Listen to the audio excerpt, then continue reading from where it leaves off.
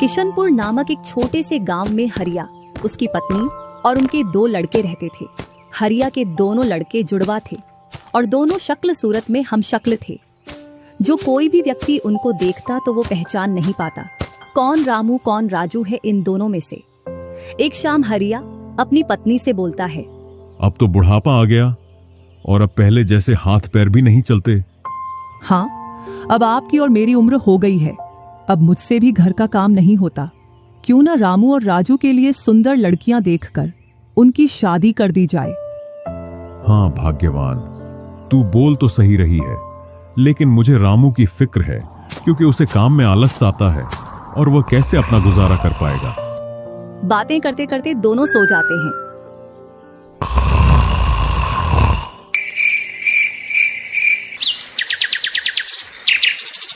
और सुबह उठकर हरिया रामू राजू से बोलता है, तुम दोनों खेतों पर चले जाना और एक खेत को खोद आना जिसमें मैं आकर बीज बो दूंगा। और आज मैं अपने दोस्त से मिलने के लिए पास ही के गांव में जा रहा हूं। 2 दिन में लौट कर आऊंगा। हरिया तैयार होकर दूसरे गांव की ओर निकल जाता है और रामू राजू भी खेतों की ओर चल देते हैं। दोनों खेतों में जाकर काम करने लग जाते हैं। रामू ठहरा कामचोर। वह थोड़ी देर काम करने के बाद एक पेड़ की छांव में जाकर लेट जाता है। इधर राजू को सुबह से शाम हो जाती है और वह आधा खेत खोद देता है।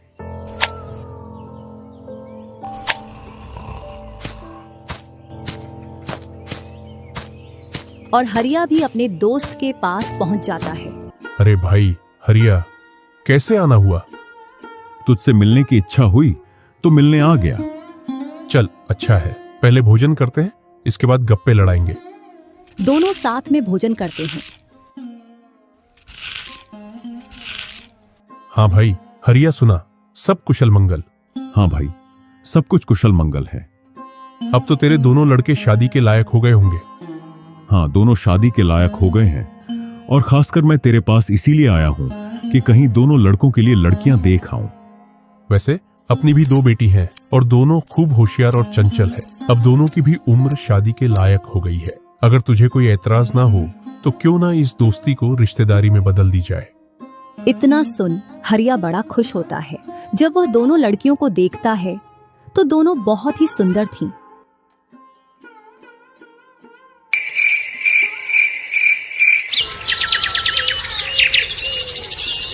सुबह होते ही हरिया अपने दोस्त से बोलता है, मैं जल्द ही मेरी बहुओं को लेने आऊंगा।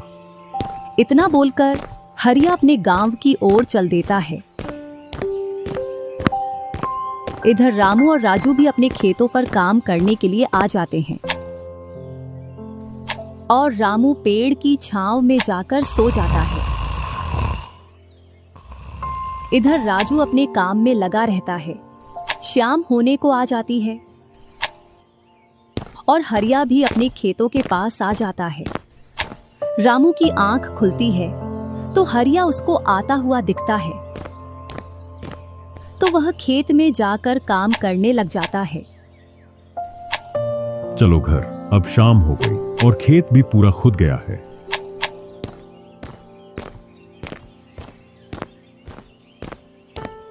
तीनों साथ में घर पहुंच जाते हैं। हरिया अपनी पत्नी और दोनों लड़कों को बताता है कि वह इन दोनों की सगाई पक्की कराया हूं।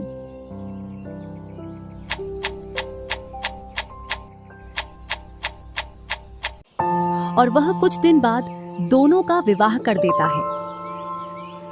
ऐसे ही कुछ वर्ष निकल जाते हैं।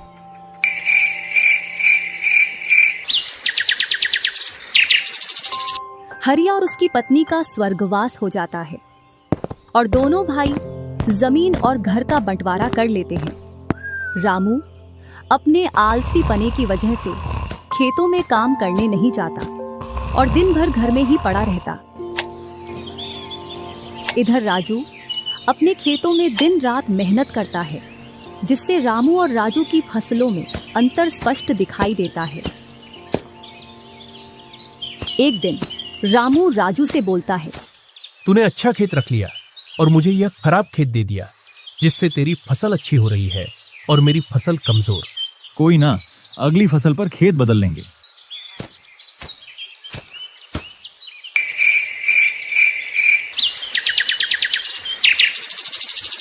अगली फसल पर रामू राजू से खेत बदल लेता है और एक खेत ज्यादा ले लेता है।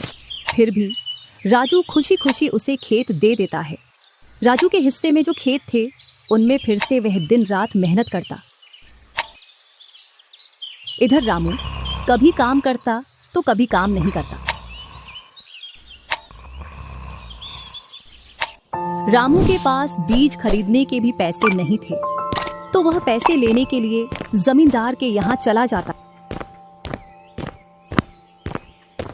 जमींदार जी, कुछ पैसे उधार चाहिए थे, जिससे मैं अपने खेतों के लिए बीज ले आता और फसल आने पर मैं आपको पैसे लौटा देता। क्यों नहीं भैया, लेकिन आपको 2% ब्याज देना पड़ेगा। जी जमींदार जी, मैं ब्याज दे दूंगा। जमींदार रामू को पैसे दे देता है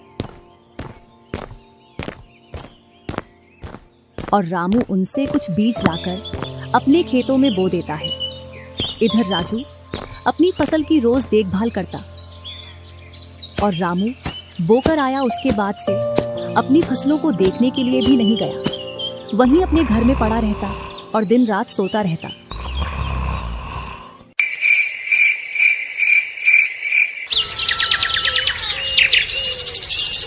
एक दिन जब फसल पकने का समय आया तो वह अपनी फसल देखने के लिए खेतों पर गया और फसल देखकर बोला, अरे इतनी कमजोर फसल! मैंने खेत बदल लिया, फिर भी लगता है मेरी ही किस्मत खराब है। जो भी जमीन में लेता हूँ उसमें अच्छी फसल होती ही नहीं है। ऐसे कहते हुए वह अपने घर आ जाता है और अपनी पत्नी से बोलता है, राजू की फसल तो अच्छी है, बस हमारी फसल ही कमजोर है। ऐसा कैसे हो सकता है? ऐसा तो होगा ही। दिन रात जो घर में पड़े रहते हो और खेतों में समय समय पर दवाई पानी नहीं दोगे तो फसल ऐसी कमजोर रहेगी। फिर बोलते हो किस्मत खराब है। किस्मत नहीं, मेहनत करनी पड़ती है। चल चल, मेरे को मत सिखा। अगर किस्मत ना हो तो कुछ भी नहीं होता। अगर मेहनत से कोई बड़ा बनता तो सबसे पहले गधा बड़ा बनता, क्योंकि उसके बराबर कोई मेहनत नहीं करता।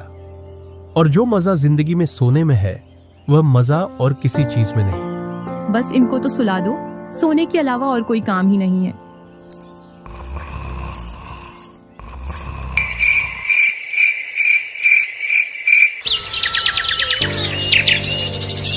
कुछ दिनों बाद जब फसल निकली तो राजू की फसल रामू से दोगुनी निकली, जबकि उसकी जमीन रामू से कम थी। रामू फसल को देखकर बोलता है, इस फसल को बेच कर आऊं या खाने के लिए रखूं? इधर जमींदार जी को भी पैसे देने हैं। अब इतनी सी फसल से कैसे काम चलेगा पता नहीं।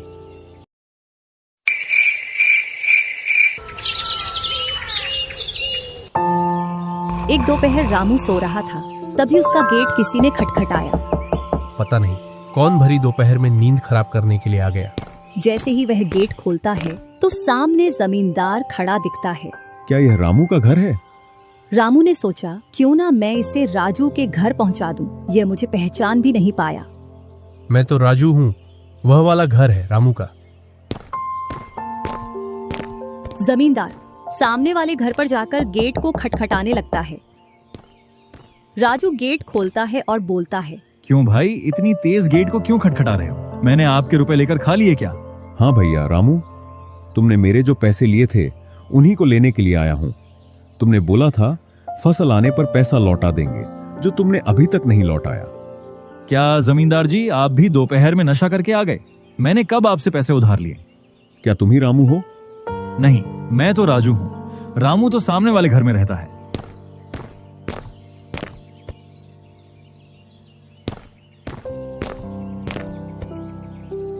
भरी दोपहरी में जमींदार का सर चकरा जाता है और वह अपने घर चला आता है और घर पहुंचकर मुनीम से बोलता है, ऐसा लगता है मुझे कि जो पैसे रामू के दिए थे वह पैसे अब लौट कर नहीं आने वाले। क्यों, ऐसा क्या हुआ जो पैसे वापस नहीं आ रहे हैं? रामू और उसका भाई दोनों हमशक्ल हैं और दोनों बोल रहे हैं कि रामू वह है, रामू वह है। और उन दोनों ने दोपहर भर मुझे इस घर से उसे घर दौड़ाया। जमींदार जी, पैसे निकालने की मेरे पास एक स्कीम है। बोलो कौन सी स्कीम है? मुनीम जमींदार जी के कान में पूरी स्कीम बताता है।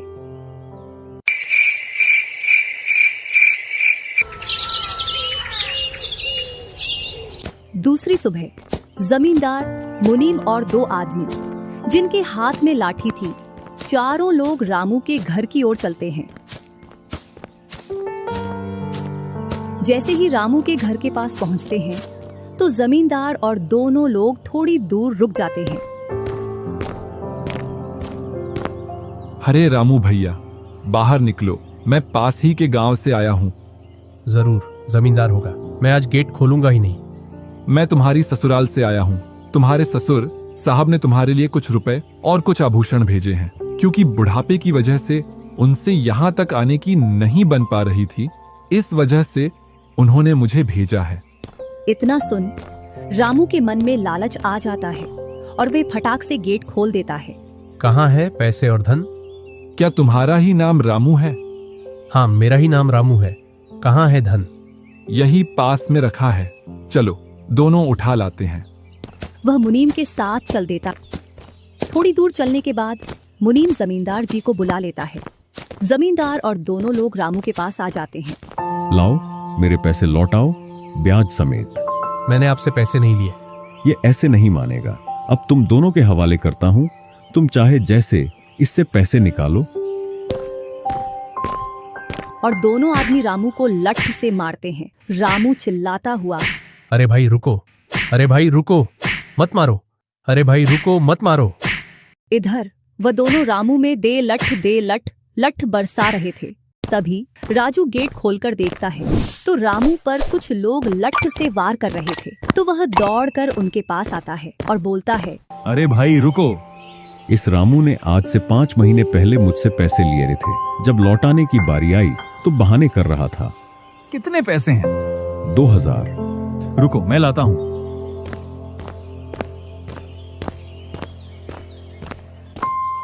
राजू रुपए लाकर जमींदार को देता है और जमींदार और उसके साथी वहां से चले जाते हैं। इधर रामू भी अपने घर में चला जाता है और राजू भी।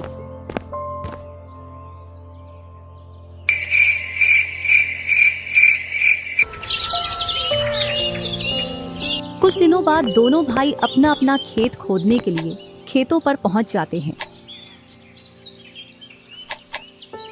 इधर खेत खोदते खोदते राजू दौड़ते हुए रामू के पास आता है और बोलता है, देखो मुझे खेत में क्या मिला है।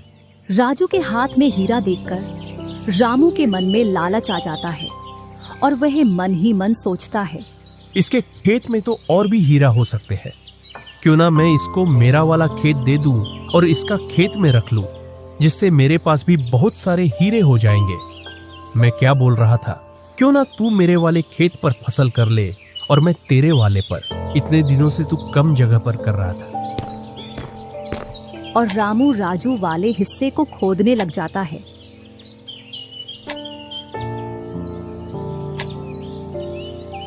शाम तक पूरे खेत को खोद देता है, लेकिन उसे उसमें कुछ भी नहीं मिलता और थका हारा घर पहुंच जाता है।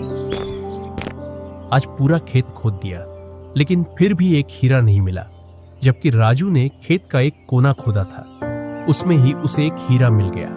अच्छा, आप अगर ऐसे ही मेहनत करते रहे तो एक दिन आपको भी बहुत सारे हीरे मिलेंगे। बातों ही बातों में रामू की नींद लग जाती है।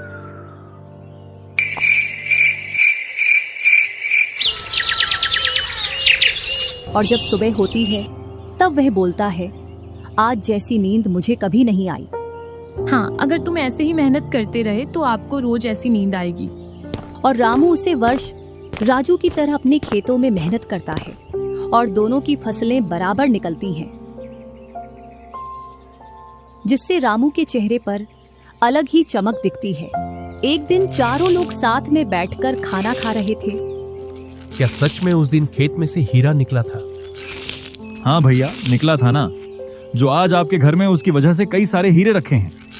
इतने में ही रामू की पत्नी बोलती है, वह तो नकली था, आपसे काम करवाने के लिए।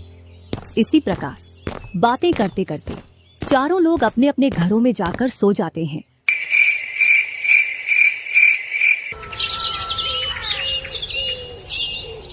सुबह होते ही तुम दोनों को राजा साहब ने राजमहल बुलाया है।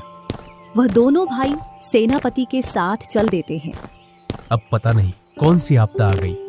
कुछ नहीं, कुछ अच्छा काम होगा, तभी तो हमें बुलाया है। दोनों राजा के पास पहुंच जाते हैं। हमने सुना है इस वर्ष तुम्हारी फसल सबसे अच्छी निकली है और आपने इस बार सबसे ज्यादा राजकोष में कर दिया है। इसी का आप दोनों को इनाम दिया जाता है। दोनों भाइयों को आपके गांव में इनाम के रूप में दुगनी जमीन दी जाती है।